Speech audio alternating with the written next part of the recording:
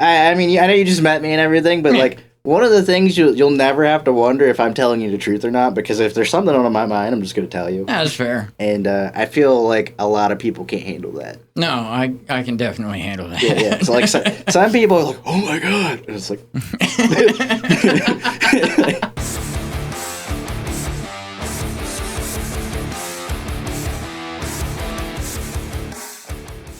Who are you and what do you do? Hi, I'm Patrick Williams, and this is Recall the Moment podcast. Yeah. So my name is Patrick. I'm a computer animator. I'm a photographer, and I'm a musician. Primarily play guitar. Most of the time, I end up playing bass in bands because no one else can do it. There you go. But yeah, that's pretty much it. A lot of the styles of music that I like is melodic death metal. There you go. Technical death metal. And video game music. There you go. And that's the one I wanted to focus on. Yeah. Is that video game music stuff. It's so like the cool thing is like not a lot of people think about it this way, but like the old like 80s and like late 90s like cartridge games and all that stuff. Mm-hmm. A lot of it is heavy metal. It is, and it just turned into like MIDI keyboards. Yeah, so like if you translate that to just real guitar or whatever, you got death metal, you got metalcore, you got all that stuff. It comes from that. I've done deathcore bands, I've done post-hardcore, I've done the pop punk, I've done pretty much everything. I'd say if we were to go back to the very, very beginning of the first thing I've ever played, I played brass instruments in school. So like I played trumpet, I played euphonium, it's baritone. If anybody doesn't know what that is, it's like a mini tuba. Nice. It's a tenor voice, or no, it's a baritone voice, but you could play tenor parts with it. And then, trumpets or sopranos, it's like a higher voice. Right. So I was in concert band, marching band. We did state competitions and all that stuff. So we went to Disney, did a parade at Disney. That was fun. This is all the stuff that I did in high school. Is just put that away because nobody likes to talk about that type of stuff. I'm 30 now, so, it's a long time ago. It's like, oh, peaked in high school. This is what I did. So, yeah. And then... yeah, it's just back in the day, you have people have cell phones and all that stuff and streaming music and stuff. We had the good old CD player, Oh yeah.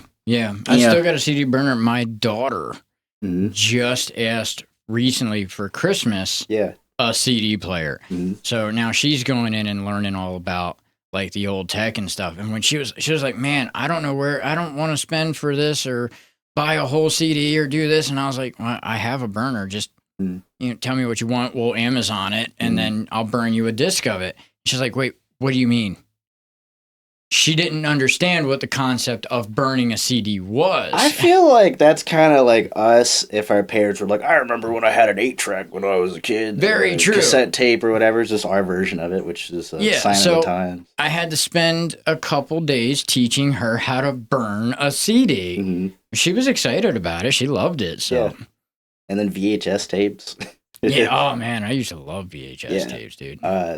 All the old movies like Monsters Incorporated. You didn't feel like that movie was that old, but that's on VHS. Yeah, Cars was on VHS. Rush Hour. Yeah, Rush Hour was on VHS. That was my favorite movie. My favorite movie was Cannonball Run. Oh yeah, because they drive across the country with the cars and stuff. Yeah. My dad worked on cars and stuff when I was younger, so like I really liked cars. He's into classic muscle cars and all that stuff. So like I was around it all the time. So. Very cool. And tidbit about that, since I'd mentioned that, but like it's part of my music taste that I developed because like, my mom is ethnically true to, being an African American and everything. She'd listen to R. Kelly and old Kanye and all that stuff and R&B and everything.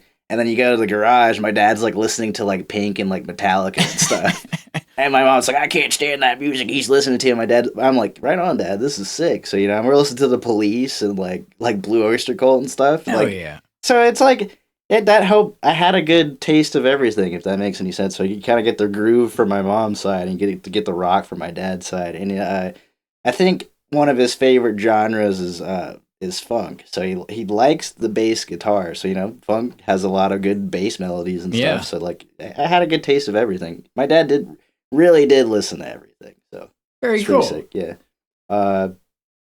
And then trying to think, and then like school and all that, playing concert instruments and all that stuff. It was like movie scores because it's very symphonic or orchestrated, And a lot of this, yeah, you're good. And then a lot of the stuff that we did was like arrangements from movie scores and stuff. So like very cool. Like a lot of classical music I was into too. Did music theory, all that stuff. And honestly, all of the bands that I've been in, I'm like probably one of the only ones that can read music. So it's like yeah. So it's kind of weird to be in a room when a bunch of people are playing by ear all the time. And it's kind of how I end up being in bands. It's like, who's gonna play bass? And then everyone's like, I'll play bass. And then he's like, usually it ends up me like starting out playing guitar in a band, and then I try to find a bassist, and then they don't know how to actually. I have to like teach them how to play their parts. So like that's not like my thing. So like I ended up just being the field guitar player on bass. If that makes any sense. It does. Yeah, it does. A lot of bands looking for bass players right now. A lot of bands looking for drummers too. Yeah, that's true. Which is kind of where our buddy Ben comes in. Mm-hmm. I think Dry Bones is looking for a bassist right now. What is Dry Bones? Dry Bones is a Christian metalcore hardcore band. To be fair, because so this is the thing. When I was putting the notes together for this podcast, I was going through the old DreamYard, like Google Drive to find stuff, and there's a folder in there that's called Dry Bones. And I was like, what is this? No shit. I didn't poke and prod too much, but I was like, that's probably something Tyler's working on. I'll just leave it alone. And I just kept scrolling through stuff. But now that I'm hearing you say it, I'm like, oh, it's coming full circle, Their logo is actually up on the wall. The DB. All right. That was your boy Tyler. He drew it. All right, yeah. So maybe that was the project folder. Probably was the logo. I see Floodgates is up there too. That's another band. Yeah. Band. Yeah, I helped Floodgates do all their merch last year. Right on. So, good people, good friends. So it's hard. I'm very bad at storytelling, and I'm very bad at sticking to an order. So I'll probably end up just jumping around all over the place. That's quite all right. But I don't mind at all. I remember. Yeah, Ben was in Great Big Liars, and I think I recorded that EP in Mike's warehouse thing. Yeah. So. So I know all those dudes. I feel like they're trying to make a comeback, which would be pretty neat to see because we did a lot of shows together. I was in a band with Tyler, so we had this band called Erase Me, which is I know of it. I know of it well, actually. Yeah, so I was the bass player in Erase Me, so that was fun. We did it. So the interesting thing about Erase Me was like when Great Big Liars would play places. Mm-hmm. It was like they were doing the cover band circuit. So they go to Missapillion, they go to Fordham, just all the bars and stuff that wouldn't normally host metal music at all. So you have them, they do all the social networking and stuff, and then just hey, we got this rock band that we're doing, it's entertainment, we could play for an hour or two, blah blah blah. But we also got our friends in Erase Me, you should bring them on. And then now it's all these people. They're like, oh, I wonder what this band's gonna be about, and then it's just they get hit with it. And you think it'd be a huge culture shock or something, but it was the first time that I've been in a situation where you could do the cover band circuit and play original music at the same time. Right. And it's pretty cool. As long as it's pseudo the same genre, most people won't care. Yeah. So it's really if you go to a pop cover band and somebody shows up playing deathcore metal, then there's gonna be a disconnect. And then the other thing about Erase Me is, maybe we'll put it on the podcast at some other point with the actual music associated with what we're talking about. Yeah. But Tyler wrote everything. You're right. He wrote all the guitars. He wrote all the vocals. He wrote the bass. He wrote the drums. He wrote all of it. Dang. And putting that Studio One to work. Yeah, all of us that we were in it, we all lived in the house together. We were all roommates. So what we would do is we'd go out to these bars, we'd play the set, and then eventually we'd get paid afterwards. And since we all lived together, whatever money we made with the band just went into the rent for the house. There you whatever go. whatever bills that we had collectively, which was pretty cool to do. Yeah. Didn't get paid much, but it was fun to do. And tidbit, a lot of people recognize me from the performances in that band, but I practiced it maybe 3 times ever. And every time we got to the bar, I would get super blackout drunk and just I'd play the songs. Fair enough. but I get through it, and people look, oh, it's great, blah blah blah blah. And I was just I just know what chords are coming up. I've heard it enough times to know what's coming up, but I never really sat down and practiced it. I really liked the logo of Erase Me. Mm-hmm. That looked really cool to me. Tyler did that too. Did he? I'm telling you, when I said he did everything for that band, he did everything. That was his baby. Very cool. Like, anytime he wasn't working, he was in the basement, he was in the studio, he was recording vocals, just doing guitar, mixing, like, every day for hours. Like, right on. To the point where he'd fall asleep at his keyboard. Dedication there, man. If you've ever had a guy that you wanted to work with who was ride or die or anything, Tyler's the dude. Like, he'll get it done. That's good to know. Yeah, he really loves music. That's like if you take that away from him, he's not the same person. Right. Yeah. Very cool. Very cool. So I did write out a little bit of a list here of just things to kind of like go over. Really? So the first one I had wrote was so obviously you like music and you like video games, so that's how I can assume that the covers and stuff kind of start working out. What I wanted to know is how you choose the songs for your covers. Oh, just games that I've played throughout the years, just growing up and stuff. A lot of them are Sega Genesis games. Genesis, gotcha. Aside from the Mega Man one, I don't know if they had Sega ports. They were all Nintendo. Yeah. And maybe there were Nintendo and PS1. Dr. Wily's something or another was on Sega. I was only really familiar with the X series. Yeah. And that was like the most recent cover I did. And then I was doing that was so good, dude. Thank you. And then I think before that I was doing like 80s like arena rock covers. Yeah. And like I never really I don't post a lot on social media because the older I get, the more unplugged I want to be. That is the most common comment I get. And I think it's because we the generation for you and I, we grew up. We got to see the generation without internet. We got to see the progression of the cell phone. Like you see my dad come home from work and he's got a pager and it's like, what is that thing? Right. And then he comes home and he's got a cell phone. It's like this big. You got to pull out an antenna to talk to somebody. And then you finally get the flip phones, and he's got this Motorola flip phone that's like this big, and it's and then the BlackBerry and the Palm Palette with the. Oh, I remember those very well. I remember you remember those razors. Mm-hmm. A real thing. Yeah, those things would break like every other day. I had the Temu version of it. I had the track phone, so you have to get a quarter, scratch the code off the back, and reload your phone. I had one of those for a hot minute. And it was just like, it's still Motorola, but it's like a phone that's twice as thick as the Razor, but it still flips out and has the same general shape as one. Yeah. So I had one of those, and then my favorite cell phone from that era is I had the LG Rumor Touch 2. I'll never forget that phone because I wanted it so bad. I would go cut all the neighbors' lawns and all that stuff just to get the prepaid cards to pay for it and all that stuff. I think the phone at the time was like $200 or $300, which was a lot of money back then. Yeah, a lot. But it had a touchscreen and it had the T9 like keyboard and it had the QWERTY keyboard, so it would flip up and flip sideways. And it had a touchscreen. That thing was so cool. And I had Sims 3 on it. It was like it was Sims 3, but it wasn't like the actual Sims 3. It was like a top-down like sprite animation like Sims 3. It wasn't like the 3D thing. And it was like the things that you could do with it were very limited. There was little dialogue boxes. They didn't actually talk. It was right. It's like playing Sims on Game Boy, basically. I remember there was I think it was Nokia made a video game cell phone specifically for playing.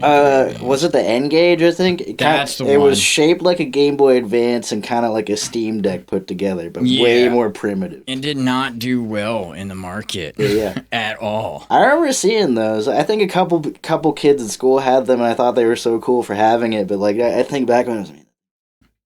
Yeah, it lasted a few hot minutes, but it did not.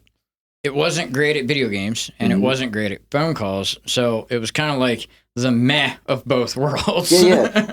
So we got to see the rise of the internet and the transformation of devices and all that stuff. So with the CD player and all that stuff, but like the journey of music was like you sit on the bus. I got my older brother's like stack of burnt CDs. I have no idea what I'm listening to. Yep. It's vaguely labeled, or he's got his own personal mixtape, or he's got the complete band name wrong.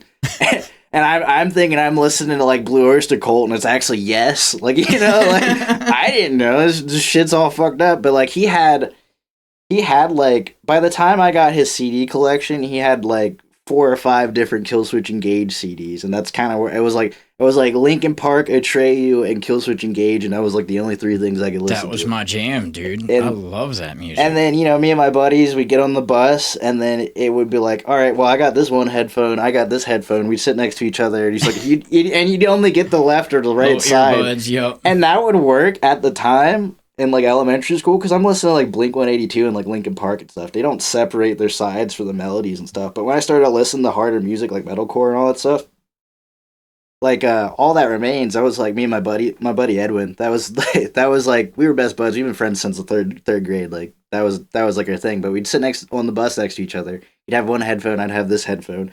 But when we started listening to metalcore, and particularly All That Remains, they'd split guitar parts, they'd split solos by either side. Mm-hmm.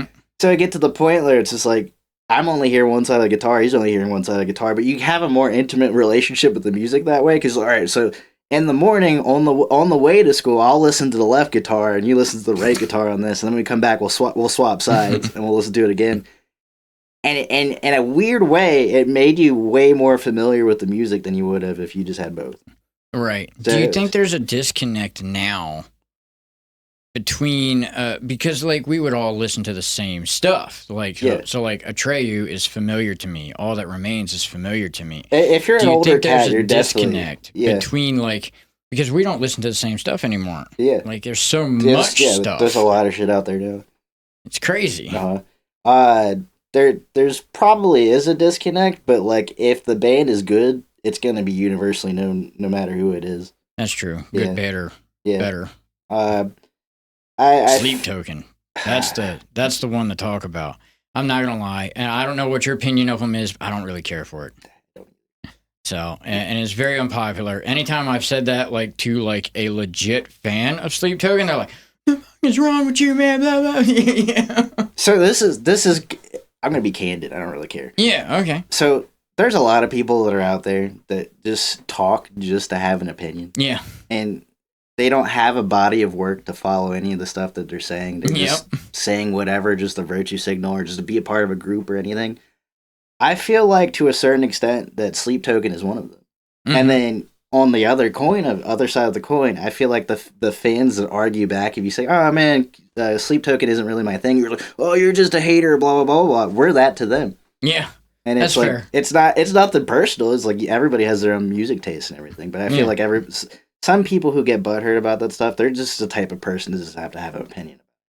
Yeah, I tend to just go away from like the popular thing to do, and which is I don't know why. So I have a respect for Sleep Token in such a way that I know how much money it takes to produce an album. Yeah, I know how much. It sounds phenomenal. Yeah. It's I don't know. It's too mainstream, maybe. Maybe it's a modern take on things, I think. But like when I hear it, I don't hate it. Right. I mean, yeah, I don't hate it. And I wouldn't. And if I was riding in somebody's car and they put it on the radio, I wouldn't tell them to skip it or anything. It's just like I'm just. It's. I wouldn't go out of my way to listen to it because it's not my thing. Right. But like, I'm not knocking anybody else who's into it. But it's as like we were talking about before, it was maybe a couple moments ago. But like, if you're in the Killswitch Engage and August Burns Red and As I Lay Dying and all that stuff, like that music's not going to appeal to you at all. Right. Like that, it's a totally different. You have a different foundation of what you like at that point.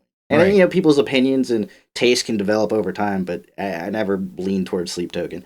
And then, honestly, a lot of the fandom for it is just people who don't know what they're looking at or hearing. Fair. So, or the mystery behind who is it or something like that. Oh, yeah. I'm kind of into that, but not for them. Fair. It was different when it was Kiss. yeah. It's different when it was Kiss or like I don't know. Like did they do the corpse like face paint for like black metal and stuff? That's kind of cool. Like, yeah. Oh yeah. Or like Ghost. Like Ghost. He's got man, I do like Ghost. Yeah, Ghost I like is cool. Ghost a lot. And then, King Diamond. King Diamond would do the face paint thing. Yeah, that shit's cool. And, hold on. Let's take it completely away from you. Sting, dude. There you go. Yeah. Fucking wrestling. Yeah. Sting's fucking badass. Hell yeah. Yeah. Oh, man. It's been a hot minute since I've watched anything wrestling. I mean, I know you just met me and everything, but like, One of the things you'll never have to wonder if I'm telling you the truth or not, because if there's something on my mind, I'm just going to tell you. That's fair. And I feel like a lot of people can't handle that. No, I can definitely handle that. Yeah. So like some people are like, "Oh my god," and it's like, like I don't know what to tell you, dude. I'm just that person. Love me or hate me, I am who I am. Yeah. Sometimes I go to work and somebody does something stupid. I have no problem telling them that they're just dumb. Like, this is just it. You had mentioned before we got on that you were a part of the Air Force. Yeah. Very cool. First off, thank you for your service. Don't think, man, I didn't do a whole lot. Well, still, it's something. Yeah, thanks. You're welcome. I don't know what to say to that. Thank you for your support, I guess. So, what was that like going through the Air Force? The lifestyle was not for me, but the job was cool. Like, I was in aerospace propulsion, which is like a fancy way of saying that I worked on aircraft engines. So that was cool. Good to know, because I had no idea what that was. Being around planes is cool. And I've had a lot of dumb moments as goofy as I am. There was one time. So, like, whenever a plane is taxiing, and especially if you're doing you're taxiing the plane and you have the wands and everything. Okay. When the plane goes by, you're supposed to salute. Oh. So one time I was in the smoke pit or something, and a plane was taxiing by after we just did a maintenance on a plane, and they were going up for like a touch and go. Like they go up to keep. It's like simulating landing in a hot landing zone, basically. So, okay. One time, and I didn't know this at the time. One of the planes were going by. We had just marshaled it and everything, and instead of saluting, I waved at it like goodbye, have a wonderful time, and then it stopped. Oh. And I was like, oh shit. And they're like, "Oh, you did it now, Williams. You're fucked. You're gonna get us all in trouble, XYZ thing." And then I found out later on that if you do that, they think that maybe there's something wrong. Something is wrong before they took off. So I didn't know that, and it sat there for like 10 minutes. I was like, "Fuck," and then eventually just kept taxing. I was just like, "That could have been my ass. Could have been the commander's office, my blues, and everything." It's just bad time. One of the worst things I think I've had about it is that like I had a shaving waiver, and you're supposed to shave every day, and you're supposed to look presentable and be it's part of the uniform, is shaving every day. I had a shaving waiver, so I wouldn't shave every day, and because I'd break out in shaving bumps. But my crutch is they'd see me and they just like, all right, shaving waiver, where is it? It's like, dude, I have one. I see you every day. Why are you asking me for this? Right. And that type of thing would get me in trouble because I get mad about it. It's like, you see me every day. I have one. You asked me yesterday if I had it. What's different about today from yesterday that you're going to ask me about? It's just little stuff like that. Everybody. So you were supposed to keep it on you at all times. Yeah. And then, so I think the thing that I liked working on the plane, I like working on the engines and all that stuff. And I think the biggest thing that I hated about it is like it had a sense of unity if you were in the club, if that makes sense. Got you. There's a select like group of like 10 to 20 people that are just the good old boys. If you're a part of the good, you could do no wrong. So like high school all over again. Yeah. So if you aren't a part of that club, or if you ever see something that isn't allowed, you're like you got a target on your back if you say something. Right. And I was the type of person to be like, hey, this isn't right. Let's go figure this out. Doesn't matter what your rank is. I don't care if you're a master sergeant. I'm just airman first class. Like, this isn't right. Let's go talk about it. Right. That put a target on my back. So they're always looking for something wrong that I did, or something wrong or something little that they could try to head me up for. So like, one of the things is I did have a good supervisor that made me aware of that. So like I'd always had the regs in my pocket and all that stuff. So if they'd come at me sideways for something, I would open the book and just go through and just read different standards and stuff that they're trying to head me up on. It made them look real stupid. They didn't like that. Wow. So over the years that I was there, I just put a target on my back for that type of stuff. But the actual working on the plane was fun. I got to troubleshoot a lot of cool issues, and then some things will happen where it's a plane will come down for an emergency landing, and then they'll be like, I don't know what happened to the plane. Just the engine just turned off, and it's like, hey, this engine's brand new. It has like 100 hours on it, which is like nothing to a plane. Right. And it's just like the most that is the test flight for it to get here. So like, what did you do? But they're like, oh, blah, blah. And then you go up on the deck, and the flight deck, and so there's certain things that you shouldn't know how to do just because you're just an engine mechanic. But like where I worked is like an inspection dock, so to speak. So you would like, you'd work with all the different career fields. So you'd have people who work in hydraulics, so they work on the landing gear and all that stuff. Avionics, they're in the flight deck, all the flight controls and navigation, all that stuff. They work on that stuff. You have the crew chiefs who work on body panels and all other kinds of stuff. The age guys, like the external equipment that it connects to the aircraft. So like usually when you're on the line, if there's a problem, they call these dudes individually to go out. You're never with them together. Right. So the hangar that I was in, they call it isochronal inspection. So they do that every 4 years or so for these aircraft, and they'd come in, and all these career fields would be together. So like I could learn how the avionics work if I wanted to, and I'm bored and there's not a lot of work. I can just go in the flight deck, talk to the comm guys, or the avionics guys, or the flight engineer and all that stuff, and you get to learn different things about the plane that you wouldn't normally get to see. That's cool. Or learn about. So then, you go to the line, you go to the flight line, where all the planes are actually out on the apron, out on the airfield, instead of being in a hangar. You just have these guys that run into these types of issues with the planes where they don't know what's wrong with it or how to troubleshoot it correctly. I wouldn't say correctly, but they'd get to a certain point in their troubleshooting and they can't go any further. Right. And then, these pilots will come down and say XYZ thing happened, and it comes out it's a pilot error and they starve an engine of fuel or something, and it comes down and be like, hey, well, this is actually what they did. And they're like, oh, these pilots, we got to stick it to them. They're always breaking our planes and blaming it on us or blah, blah, blah. And then you go, and then they're like, oh, it was just like a sensing tube had moisture in it, and that's why this turned off. And it's just like, you guys just took the rug up and just swept it all under there. Like, you didn't want to. Jeez. Yeah, so it was like a weird culture like that made me want to get out of it. But the actual planes itself, I thought the planes were badass. I thought the engines were badass. Everything we did related to the plane was badass. The politics of it is what made me not fall in love with it. And I've never been on a plane. I'm terrified. I'm actually scared to get on a plane. So it's interesting now. To come back at it after all these years, because some of these planes, like, you think it's just because you sit down in it and it's got a USB charger in the seat so you can charge your phone or whatever, but they just retrofitted that. This plane's been flying since like 1975. Right.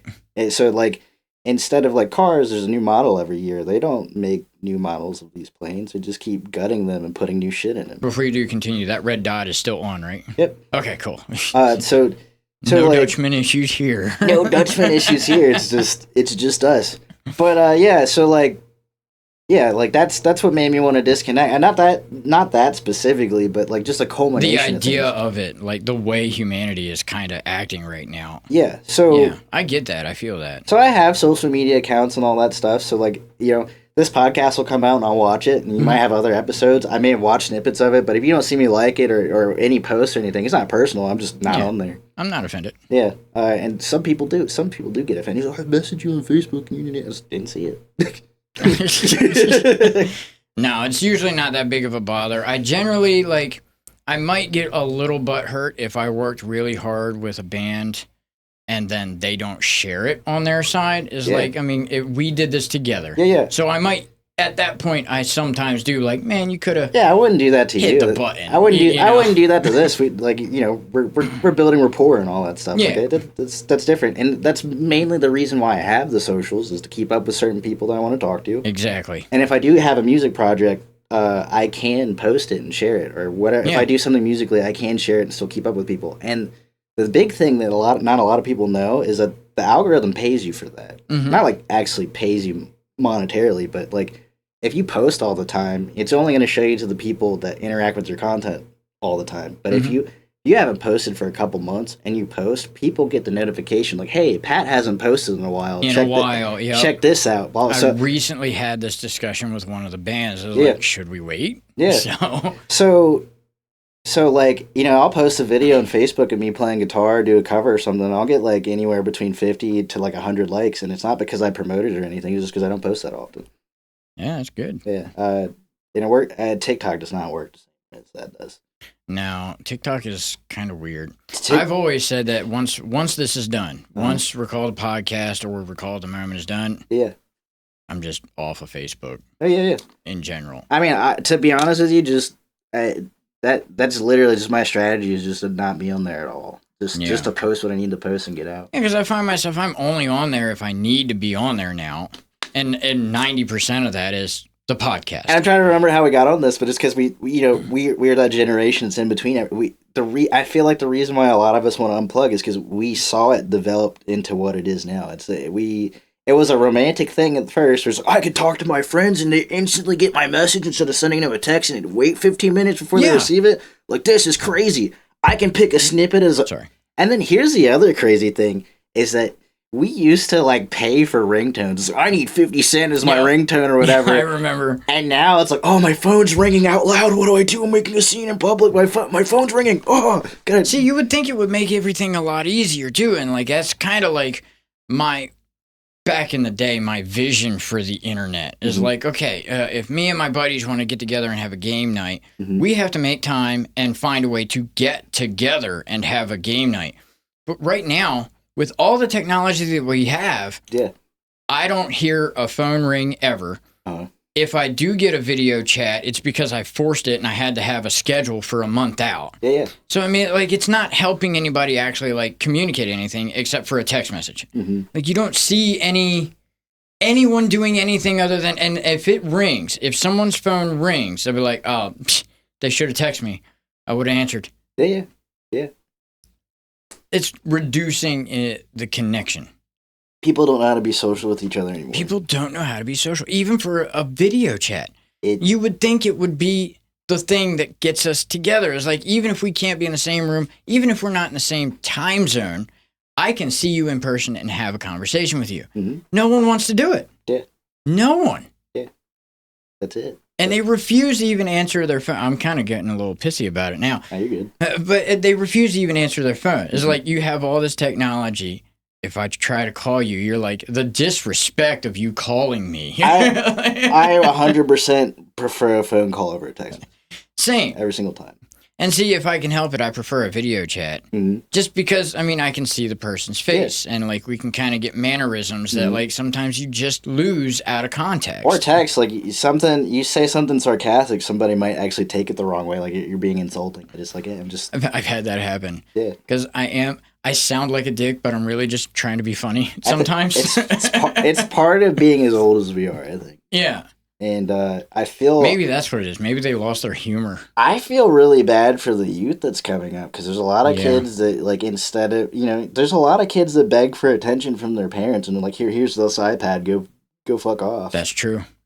And then they grow up and they don't know how to talk to people. That's very true. And then it's not that big of a problem then, but, like, if you can't talk to people, you can't network for a high-paying job or any of that stuff. Like, even in schools. Yeah.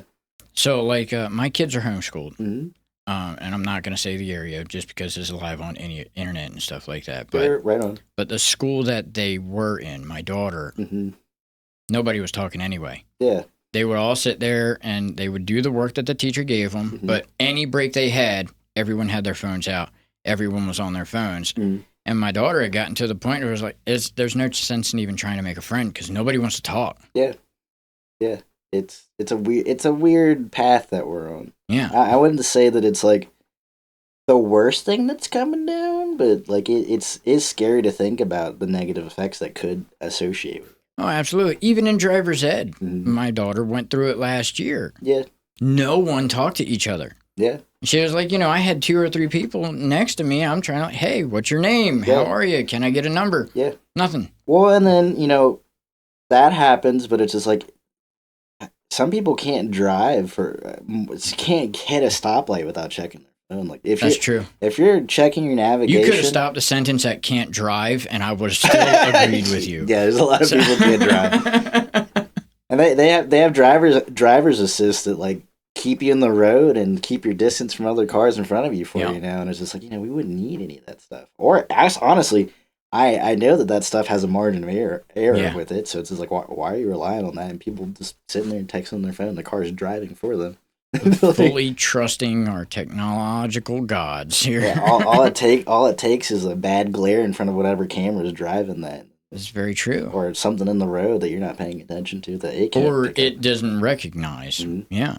Motorcyclists, watch out. It doesn't always pick you guys up. That's true. Yeah. I don't know, man. Starting to get black pilled all over again. Skynet is self-aware. See, and you and I I guess kind of semi-disagree. Well, probably a lot disagree on the whole AI thing. You think it's a bubble. I kind of do not. So and I'm fearful. I tell constantly that I am just black pilled on the whole thing. I think that it's just going to take over. Oh, it is. Everything. So just because it's a bubble doesn't mean it's not going to take over. This is one of the reasons why it's so bad is because it's. The problem is when it first became it is a glory. Like if you use it as just like a search engine or it'll help you brainstorm ideas and take notes and all that stuff, it's a wonderful tool. And still wrong sometimes. And it is still wrong. But the problem is, probably like 90% of the people who use it, they don't verify the information. Yeah. And that's the problem. Blindly following it. That is the problem. Yeah. And there's some scenarios where you hear about people are turning to AI chatbots for like social activity and just being friends and stuff. And there's a couple instances that I've heard in other podcasts and things where they talk about like this thing like convinced these kids to like kind of I didn't see anything like that. I had seen this lady like gave up on men and dating altogether and made her chatbot her husband. Yeah. Are you made the chatbot their husband or thought it was a real person and sending some dude in India like thousands of dollars like part of your retirement because he thought you were going to invest money in something huge and you're just sending it to an AI. Like the thing is the reason why the proverbial bubble of AI like the information is going to give you is going to pop just because it's seeing other AI come up with results, and that's where it's getting its information from. Right. And it hallucinates, and it'll give you wrong answers for stuff. The problem is you have companies like Google where they're $500 million a day just to maintain it. Yeah. So they're all in. Like if the bubble ever pops, they lose all their money that they threw into this, and that they're not the only companies. There's Chinese have dozens of companies that have AI. Russia has it. Yeah. I watched a documentary on it. They have they've reconstructed all of their old facilities that weren't being used for anything. Yeah. And every single one of them is an AI operation of some kind now. So you got Anthropic. They have different versions of Claude. They have AIs that are designed just to hack to find holes in their infrastructure so they can bolster their cybersecurity. Yeah. And that could get out of hand in the hands of the wrong person. But the biggest thing is the only reason that this train is moving as fast as it is everybody's throwing their money into it, and it has to work. It's just they've invested so much, it just has to work. So what do you think happens if it doesn't? What happens if the bubble actually bursts? You're gonna see. So you'll probably see a lot of AI data centers close down. Yeah. And you might see a lot of people go broke because they lost their retirement because they invested all of their money into this stuff. So you're going to see a lot of poverty from it. I think the craziest thing, and not to get too political, is like you hear people say that the economy is doing really well. It's doing really well for like the top like 10% of people. It is. It's not doing well for me. But it doesn't trickle down to the rest of us. That's the problem. So on paper, we are doing great, but like everywhere else, it's failing. And there's a thing that happened with COVID where prices inflated because it was supply and demand. There wasn't enough supply. There was a lot of demand for stuff. It was hard to get things because everything was closed. But we all had money. We all had the money to do it. But like at the same time, they realized that like we have to have some of this stuff. It doesn't matter how much it is. You have to have it. Yep. And they realized that COVID ended, so they had these prices inflated. It was like, well, people are willing to pay that price. Let's not bring it back down to what it was. Let's just keep it there. Mm-hmm. And then you have the natural inflation of us just printing money every day. Yeah. And now it's just even crazier, and it's never going to go back down because of that. Right. It's going to take the executives of these companies that are looking at numbers and their profits and stuff to really just sit down and be like, maybe we should rethink our prices of our products. They'll never do it. But they'll never do it. So like we're kind of stuck. Yeah. And again, this is part of one of the reasons like AI has to work. We put so much money into this. We got to make money off of this. We have to make money off of this. Keep pushing it. Keep putting on the gas pedal. So you have all these companies, like I'm not going to mention my work or anything, but like, all of these companies and stuff are integrating AI into like everyday practices and they want us to train the AIs for free. You don't get any extra money out of that. They're farming us to train their AIs, and their AIs just fundamentally aren't working. Yeah. And it's making shit more complicated. So, something will come down the pipeline and then it'll only work for a day and then they shut it off. I'm like, we'll try again next quarter. And every quarter they'll You're push. right, though. They are adding it to pretty much everything I can think of. Even, like, there's, like, I can't remember the name of it, but it was in California, and there were 2 facilities that they were production companies. Yeah. But they don't hire any actors in any way, shape, or form. They don't hire writers. They don't hire anything. They just rely on AI to make their own movies, and then they sell them as their own. So, I mean, and I know in video games, at least for the last couple of years, whether we knew it or not, there's a lot of video games that the cutscenes are AI. Yeah. And nobody said anything. Nobody mentioned anything. Or, they have a foundation of a scene or something that they built, and they use AI to push it the rest of the way. And now with NVIDIA, they have AI frame generation. So, like, you don't have, and it still takes a lot of resources to do this. Oh, yeah. And so per frame, it'll just like whatever didn't render in that second, the AI will fill in the gap. Yep. And you get this kind of uncanny valley sense because some frames skip or don't necessarily generate the same way the frame before it did. So shit starts to look a little weird. But they're starting to correct that a little bit more. And honestly, the consumer level stuff that we're seeing is probably nowhere near what these companies on the inside are actually capable of doing. Yeah, they always say the U.S. government has something 20 years ahead of whatever the average person gets. Yeah, so like, you could be watching a newscast or something. It might not even be a real video. You don't know. Yeah, that's exactly right. And there's YouTube channels that have proof of that where like it's all AI. And they act like a person. They act like they're on the screen. Hi, I am an AI bot. And then nobody knows the difference. I'm not an AI bot. We are real people. We are in my shitty house. We're not in this house. We're AI generated. If this was AI, the background would be a lot better. Okay. Yes. Or you get a green screen. I could get a green screen. Actually, I got that green sheet up there. I could probably use it. That'll work. You can use blue too. Whatever's an uncommon color that you see would work. Yeah, I bought that. It was for a music video. I bought that and I tied it up. I strung it across the whole back wall there. And then I got into one of those full body black suits in front of it. So like to like change what I looked like and then change the background of it. And it kind of looked cool and it kind of looked stupid, but I'm proud of it. So so like I have a degree in animation, computer animation and all that stuff. So I've worked with green screens a lot. Like a lot of the stuff I did was compositing. So it is like the green screen stuff and taking out backgrounds and doing special effects and stuff. So I'm really good at that. There you go. So I worked a lot with that. And one of the reasons they picked green is green is a common color in nature, but you don't really see a lot of people wearing green as far as their clothing. It's a fair point. So that's that's the reason then. Okay, I did not know that. I just thought green was like a special color that was easy to get rid of. Yeah, you can key out any color, but like say if you chose to key out black, you can't see your hat anymore, so your head's not there. Right, like, gotcha. Or like this part of the walls is missing because your curtain's black or the foam on the wall. It's very monochrome in here. Yeah, so like you green's not a common color unless you're in nature somewhere. But not as far as your clothing or whatever. So and then a lot of people don't even really, they use the green screen to get a lot of the background out if you are using a green screen. But like a lot of the stuff is like they rotoscope by hand.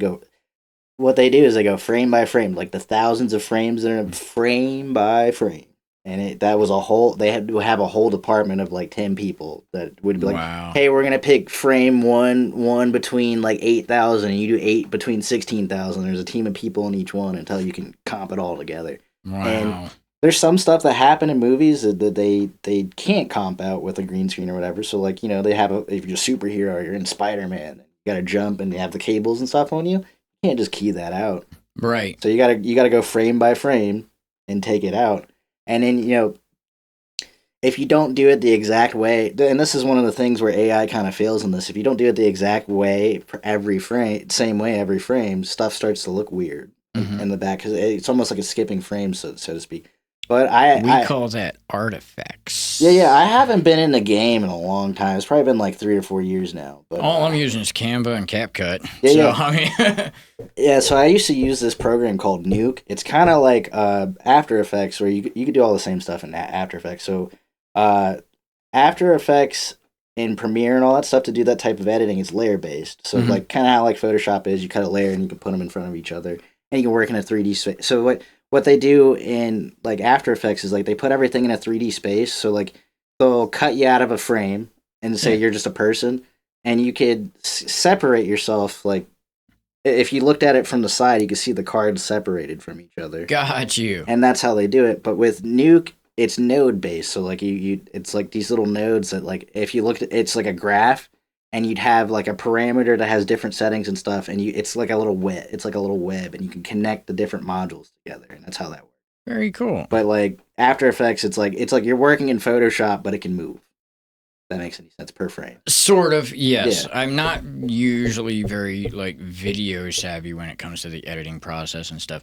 I really only know what CapCut can do. It takes a long time to do by yourself. So I'm doing like an animated music video for one of my songs with my band that's coming out, but like very cool. I've been working on this music for almost like 2 years, and one of the reasons why it takes so long is because I'm just one person. That's one thing, and two, it takes a lot of money to do this stuff. So anybody, it very much does. Doesn't matter if your music's good or bad or whether I like it or not. If you're writing music, you're recording, and you're putting out, I respect you for it because I know what that takes. It takes a lot of money, it takes a lot of time and effort, and like you're doing something you like to do. It's something you love, so you can't. Yep. So like just same thing with the Sleep Token conversations. Like I Sleep Token may not be my thing, but I know that they put a lot of money and effort into it. That sounds like a great time to talk about the monthly moment. Paying money, writing music. And I got it written down this time. I have decided to personally select the band for this month instead of spinning the wheel. The goal of this channel is to get the next generation into music and to give an extra voice to local musicians anywhere if they so have me. Just because they are not a local band to my neck of the woods, this band definitely fits into the next generation's category. This band is called Waves and Wires, a youth band out of Gold Coast, Australia. Finally, the next generation is stepping up to carry the torch and getting into the ring to write their own music. So, Waves and Wires, this is your shout out. They deserve a shout out for sure. Right on. So, all right. Anyway, back into it. Let's try to start talking about the music and things. You had said you're in a new band? Yeah, I have a new band. It's called Runestrewn Precipice. So it's kind of a surprise because I haven't really told a lot of people about it. Like the people close to me, very close to me, know about it. They've heard the demos and stuff. But I wrote. So it started out as an idea of like what we talked about before. It was taking kind of like metalcore music, like the early 2000s, like metalcore. Yeah. And then putting like chiptune sounds. Okay. So like it was gonna be like this cool thing, and then I started to get more into like the technical side of death metal and stuff, and I was like, I could like it was weird. Like I was sticking to that. Like I was trying to what I was trying to do like Fall of Ideals plus like video game melodies. Got you. That's what I was trying to do, and as I was tracking it, I just started getting better at guitar. Like I've been playing guitar for like 20 years, but like I started getting better stylistically of writing death metal, so to speak, because I like. All the way up until this point, I've just been either doing metalcore, post like the Dance Gavin Dance type of style of music. Okay. So I've been doing that type of stuff, like more easy listening, so to speak.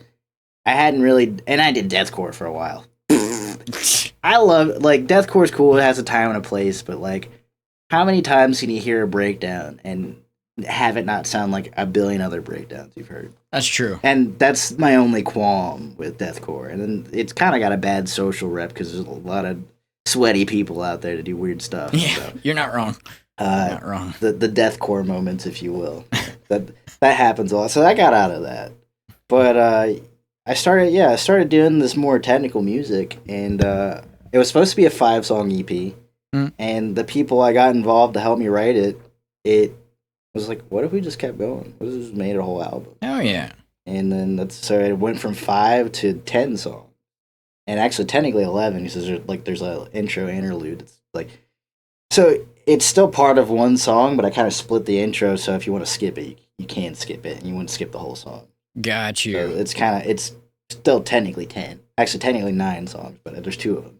You're recording this yourself? Yeah, I recorded all in my bedroom. Yeah. Bedroom studio, home studio. So now you're taking over for Tyler. You're writing and recording. I think so. The last time I talked to him about music was probably like 6 or 7 months ago. Mm-hmm.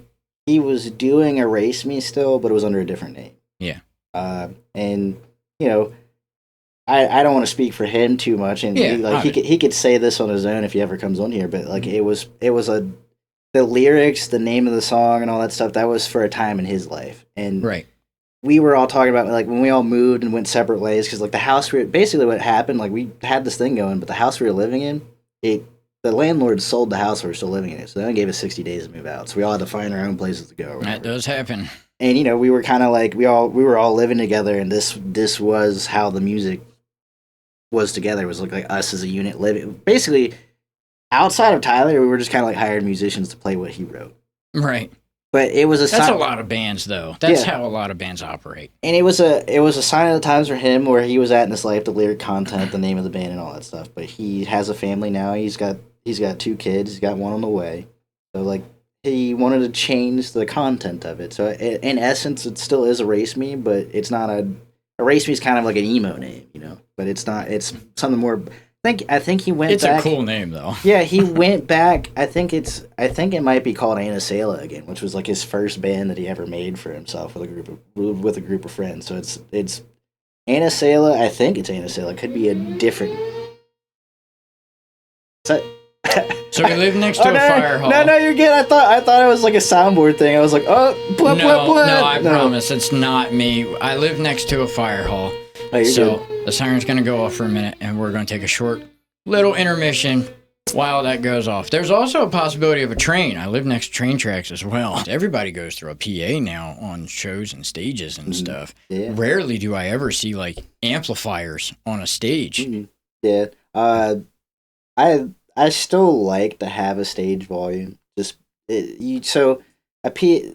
Also depending on how big the PA system is or the venue or whatever, a PA only has so much headroom.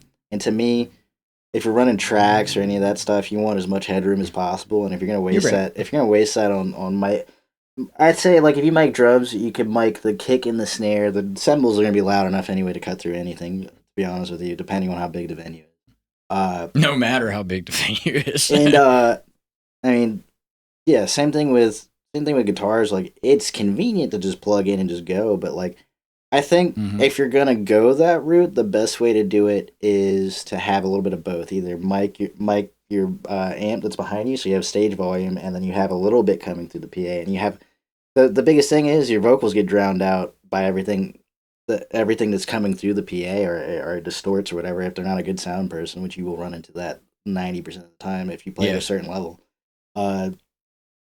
The other thing I'd recommend is either you get the monitor wedges, like the solid state monitor wedges to monitor your shit back. Get your own personal one to bring with you, and that's your amp on stage because they're powered. And there you go. They're only like this big and they're loud as hell. Get one of those for your guitar, play through that, and then maybe run it out to that and run it out to the PA up front. And you have a little bit of both. Still, you still have that stage volume. I want to get one for the kit there. A lot of people use keyboard amps for that because because the speaker's big enough because it's got to account for the bass, the lower side of the piano and the keyboard, but it's got to have a tweeter in it to get the higher notes. So it's like it's a good spectrum to have. I just need something loud enough because right now the way that we do band practice is we're connected to the DAW and we each have headphones, and that's really how we play. Yeah. But it would be nice to be able to like take the headphones off every now and then, and have the little amp over there. I have a little orange amp in the corner there, a little guy, and just put something PA or some kind of speaker on the Alesis and just like play without having to worry about headphones or click track, and just have some fun. You can feel the air being pushed around you by it. Yeah, it changes the feeling of playing the music. It does. There's a bit of disconnection by just plugging directly in. Yeah. That's very true. Especially when you're like, it's just two of us here, but like a full band, you can feel that pressure. It's a cool thing. It is. It adds to the energy of you playing. It in my opinion makes me play better. And see, I have heard that, and I agree with that as well. I've had a lot of conversations where, like, a vocalist, for example, like if they're on their own and alone and just recording their own stuff, they might get a track from their band or whatever, just a laid vocal on top of, and they don't get as much power out of it.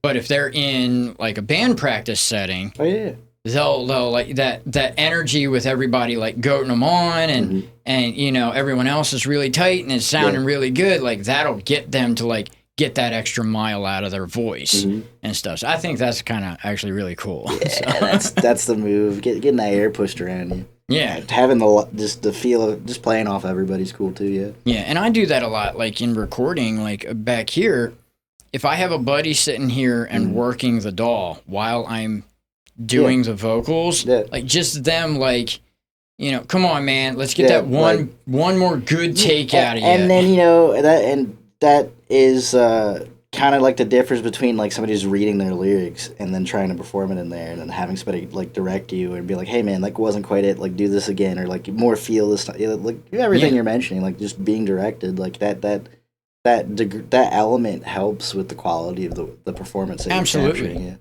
Which always goes to a better quality output of the song. So we could do this all day. It's been an hour and 40 minutes though. So I think we got through one talking point, and then I ADHD my way through it. Yeah, that's what I was saying. Is like I make these lists, but I don't stick to them. It's usually just like a one-on-one conversation. If we get stuck, I have something to say. Yeah. And then that might move the conversation in some way, shape, or form. I love it when it's like, this is like, I maybe checked off one thing. I got... Who are you? What do you do? That's as far as I got. Yeah, and obviously you like music and video games, so that's how you started making the videos. Yeah. That's the only two I checked off. Well, I mean, so like the bare bones of it that got me into graphic design, the video editing and all that stuff was like me being in so many bands and then not having any money, and then being like, oh, we got to pay for this lyric video, we got to pay for this music video, we got to pay for this, we got to pay for this. Like, what if I could just myself? Yep. And then I ended up just getting kind of good from I want to say 2020 to like the beginning of 2023. That was all I was doing that full time. It was just that. So I've worked with so many different bands. I've probably done maybe like 150 different lyric videos for people. I've worked with bands in Thailand and Germany, the UK, like everywhere. Like I've done so much stuff. Yeah. So and, do you still continue to do that now? Not that I wouldn't do it, but there was a part of it that I lost the romance with, that the fact that I was doing this to pay my bills, I couldn't be creative. That's fair. And then, you know, once I got like a stable, like career-oriented job, I was just like, well, I don't really have time to do as many of these videos. And then it's like, it's a lot of work. And then, you know, by the time I stopped, it was like AI could do image generation and lyric recognition and all that stuff. Which most bands will opt for the cheaper option. Yeah, so then... I mean, it's just... And I'm not saying that in a disparaging way either. It's like... It's just part of the times. I'm not anti-AI like some people may think. And I'm also not pro AI like some people might think as well. Because I get it from both ends. You'll see on Facebook, it's like, if you use AI for anything, you're just a piece of shit. Yeah. And then the other way is like, you know, Suno is a thing, and if you're not learning how to use a new technology, then you're going to get held back and fall behind. Here's the thing about Suno and all that stuff. I'll personally probably never use it because I don't really use samples or anything anyway. Like, it's not, like, if you do use it, good on you, but it kind of puts you in a box. Like whatever samples and stuff you use, like you have to write around it. If I am very stuck on something and I have, if I don't have Justice around to like kind of work it out with me, then I will go on Suno and just see what kind of part I should have filled in or something. This is the thing, you know, it's no different than buying a sample pack or something. It's the same thing. That's true. So, and it never goes into like my recorded mix or anything like that. It's just like the idea that I'm stuck on. Yeah, it's a library of ideas you can bounce upon. And I mean, the same thing, you know, I can help you brainstorm and take notes and stuff. So like, I feel like there is utility with it. So I think if you do something artistically, and then you use an AI tool, and then you completely pass it off as your own work, and you know the AI did all of the heavy lifting. Then you're a piece of shit. That's when you're a piece of shit. But like if you're using it for a specific utility as like a tool to help you get across the finish line, I have no problem with that. Yeah, same. But the real problem is there's more disingenuous people out there than genuine people who do this stuff, and that's why it ends up being a problem. It's always that one rotten apple. There's a lot of rotten apples now. Well, that's the thing is it spreads. Yeah, it's a sickness. It's a virus. Yeah. So. Yeah. But yeah, I mean, I'm not anti-AI. I do use some AI for some things, but I've never and never will use it to do everything. It's technically been around for decades. It's just now it's just a buzzword of AI. It's just machine learning before. Yeah. And automation. All automation is machine learning. Yeah. And before that, we were using Google anyway. Yeah. I mean, if how many times, I don't know how you would have done it, but I know me, like, if I didn't know, like, the thesaurus, if I'm looking for, like, a similar word to something, I would Google it. It's the search engine improved. Yeah, it's the search engine improved, which I think they kind of proved. Yeah. I'm cool with it in that sense, honestly. ChatGPT, I think it had more users last year than Google did. Mm-hmm. That's crazy. And some of the that would go down a whole different rabbit hole. We ain't got another 2 hours. we can't do that, so I'll just move on to a different one. But yeah, it always ends up back at AI with me. It is what it is, because I see that's all you ever see online every day. Yeah. So, but I'll go back to the music. There you go. But I have a band that's called Ruined Strewn Precipice before the train came by or whatever. The name Ruined Strewn Precipice, I don't know if you played Elden Ring or any of the Souls games before. I know of them, and I've played a small bit, but not like all the way through. So in Elden Ring, there's these basically checkpoints, like save points. They're called sites of graces, or a site of grace, where you basically sit down on a campfire and you go through all your stats and stuff, and it does like an autosave. One of the sites of graces is called Ruined Strewn Precipice, and it's the home of a dragon. And it lives in this broken down castle or whatever. And then you go to Ruined Strewn Precipice. You do your autosave, go through your stats, and you go through you traverse the mist, and you fight this magma breathing dragon. And I thought it was like the coolest thing, because like when I started writing the music, I didn't even really have like a aspiration to start a band out of it. It was like, what if I just wrote music that's like I could play this game to and listen to? There you go. Like listen to the same shit over and over again. I was like, what if I just write my own? And I did it. I was like, this is sick. What if I just keep going? And I got people to like write vocals on it and whatever. And this is the first project out of the entire 20 years of me playing guitar, being in bands and all that stuff, that I am 100% in control of what it sounds like, who's in it, what it does. Like if something doesn't sound right and I don't like it, I don't like it, and I don't care how you feel about it. There you go. And all of the bands I've ever been in, a lot of people get butthurt about ideas that don't make the cut, and it causes a lot of arguments and stuff. And again, this kind of no offense to anybody I've ever played with, but this always goes back to somebody always wanting to have an opinion. It's probably most of the time it's wrong. Sounds objectively I'm bad. Literally the same way here. And then it's coming from somebody who didn't bring a lot to the table. Like they were really in love with this one riff, and it has to fit in somewhere. And it's just like, hey man, it don't work. If you had like 100, 150 different ideas, who cares if one didn't make it? You got 100 other ones to throw in there and try. Mm-hmm. But like if you're at a certain level and this is all you brought to the table, of course you're gonna get butthurt if it doesn't make it. That means like you worked really hard on this and everybody thinks it sucks. So you're gonna get upset. Yeah. So me doing this band is me getting away from that. And like another thing is, it sounds really selfish and conceited, but like there's a point where people just can't keep up. True. So then I have to write around that too, or we collectively have to write around. True. And then the music suffers because of that. And almost every single band I've ever been in, except for one or two of them, that's always been. Mm-hmm. But this, I don't run into that. If I can't find somebody local to play what I want to be played, I'll just pay somebody.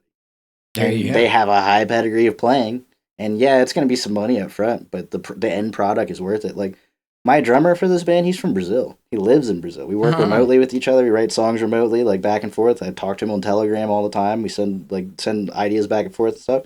Some of the coolest music I've ever written, and it's all remote with different people. Oh man, I wish I could do that. But I can't ever get enough people together to do it without paying them. I mean, if he ever watches, if Wildy ever his name is Wildy Souza. All right. And like you would think that his name is like just like a nickname or something. His actual name is Wildy. Like his dad named him Wildy, and like it was weird because he was telling me like in Brazilian or Portuguese, like they don't. I'm butchered that, but they don't have a word like in their language. They don't have a word for that name. So it was like a stab at the culture, I guess. So there was like a lot of back and forth and actually being able to give him that name. But like, if he ever watches this, like, you know, you'd seem that it's like really expensive, but like if you outsource to some of these musicians to different countries, the conversion from the US dollar to their money, like it may pay them a lot, and it may be like $100 on our side, right? But to them, it's like 2,000, right? So like the dude who made my logo for my band, he's from Indonesia. He only charged me like $40. Yeah, and I know a lot of like Switzerland. Yeah. They'll do a lot of mixes and stuff, like on Fiverr and stuff. Yeah. The majority of them are from Switzerland. So, like, yeah, I wrote the core of the music. I have one of my buddies, he did the vocals on it, which was pretty cool. And then I have another guitar player that's going to play live with me, and he's done a lot of the solos on it, too. So very cool. It's coming to get, so I'll send you the album. You can listen to it all you want. Yeah. You know, we can put a snippet on the podcast if you want to.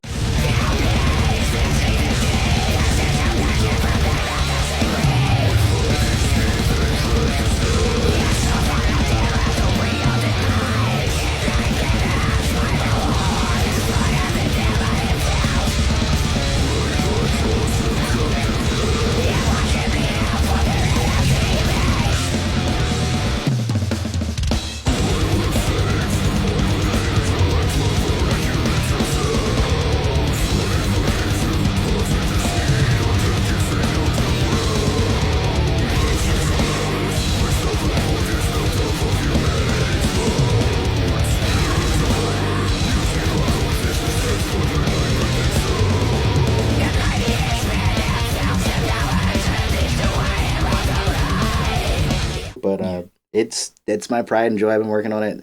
It'll be 2 years in August or October, but like I said again, I've been doing everything for it. So like when the lyric videos come out, when the music videos come out, it's a lot of time. It's a lot of work. It's a lot of like I filmed it, I edited it, I wrote all the guitars, I wrote all the bass. Yep. I even wrote the drums before I sent it off to get performed. Like I did all of it. And there's a lot of bands out there that do it. So this is another thing. Like if you're out there and you're doing it, you may not think it's good. At least you're out there doing it. I respect it because I know how much money and how much time and effort it took. Because like I thought I was gonna write 5 songs and just be done and probably be writing the next one by now. But right. I'm still writing. I'm done writing the album. Now I'm just recording it for the final pass to send it off to get mixed. And shout out to Born with Open Eyes because Eric, their guitar player, he's gonna mix everything. So it's gonna be pretty sick. Very cool. Yeah.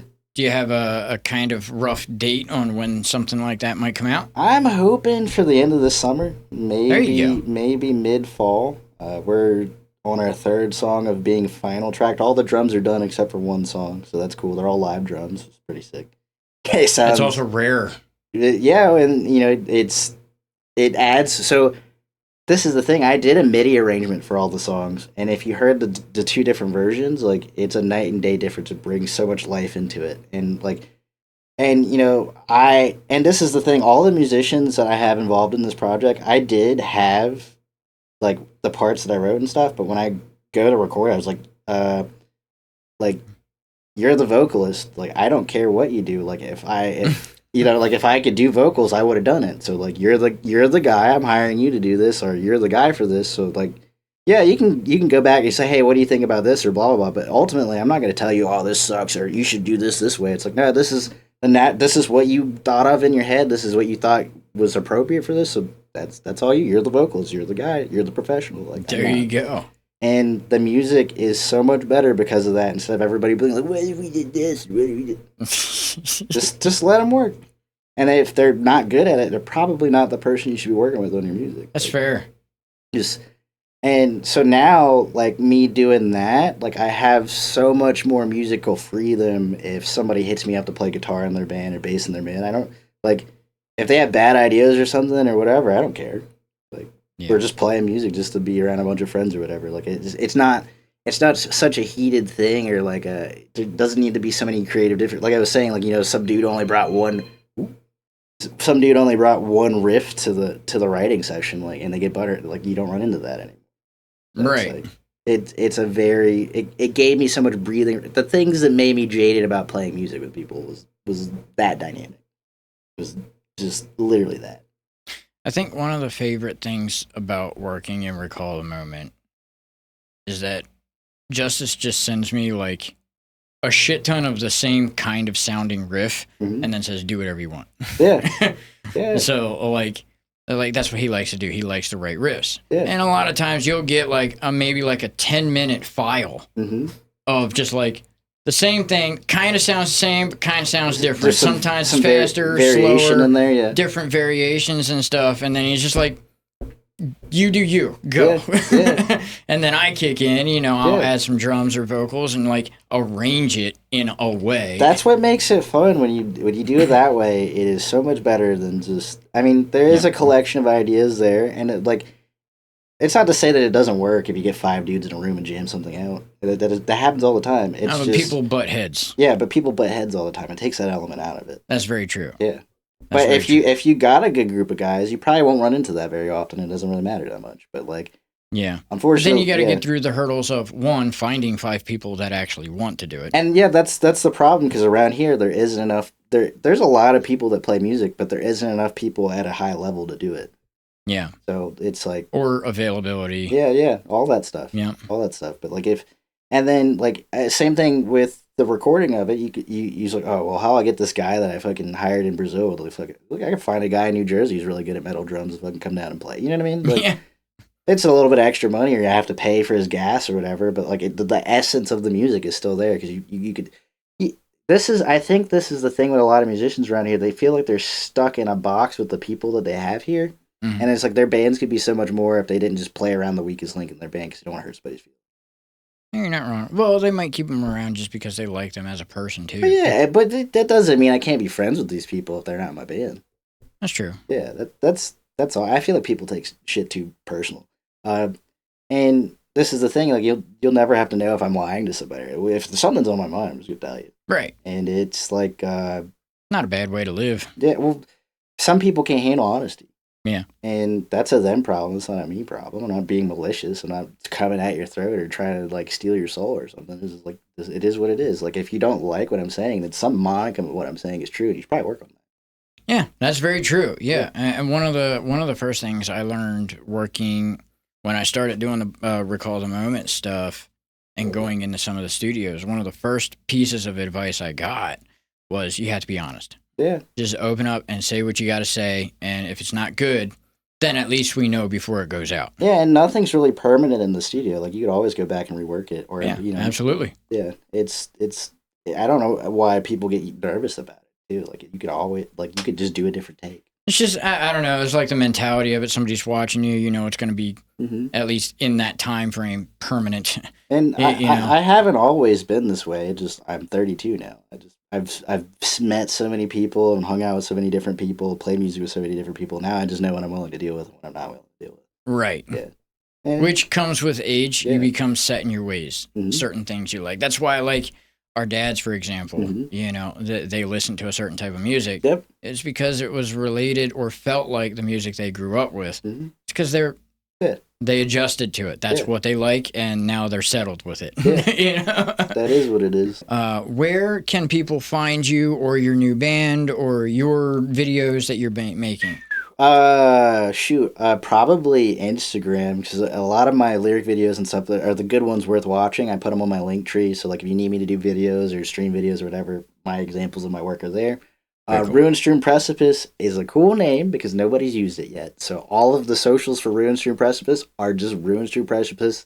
There's no underscores, there's no numbers. It's just Ruinstream Precipice. And you official. Have them. Yeah, I have them. So right. I made them specifically for that reason. There's almost zero content on them, but it does exist. Well, I mean, sign up now and wait at the end of the summer, and might have a whole bunch of new content coming out. Yeah, you get to listen to Timu Black Dahlia Murder. There you go. So, Patrick, thank you for being on. I really appreciate that.